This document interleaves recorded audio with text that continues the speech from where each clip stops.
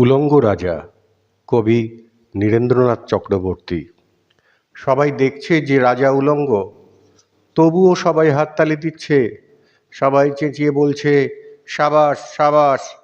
কারো মনে সংস্কার, কারো ভয়, কেউ বা নিজের বুদ্ধি অন্য মানুষের কাছে বন্ধক দিয়েছে, কেউ বা পরান্নভোজী, কেউ কৃপা প্রার্থী, উমেদার, প্রবঞ্চক। কেউ ভাবছে রাজবস্ত্র সত্যি অতীব সূক্ষ্ম, চোখে পড়ছে না যদিও, তবু আছে, অন্তত থাকাটা কিছু অসম্ভব নয়। গল্পটা সবাই জানে, কিন্তু সেই গল্পের ভিতরে শুধুই প্রশস্তি বাক্য উচ্চারক, কিছু আপাদমস্তক ভীতু, ফন্দিবাজ অথবা নির্বোধ স্তাবক ছিল না। একটু শিশুও ছিল, সত্যবাদী, সরল, সাহসী একটি শিশু। নেমেছে গল্পের রাজা বাস্তবের প্রকাশ্য রাস্তায়।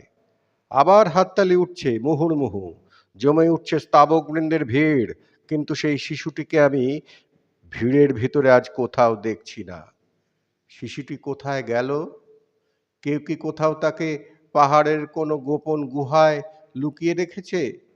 নাকি সে পাথর, ঘাস, মাটি নিয়ে খেলতে খেলতে ঘুমিয়ে পড়েছে কোনো দূর নির্জন নদীর ধারে, কিংবা কোনো প্রান্তরের গাছের ছায়ায়?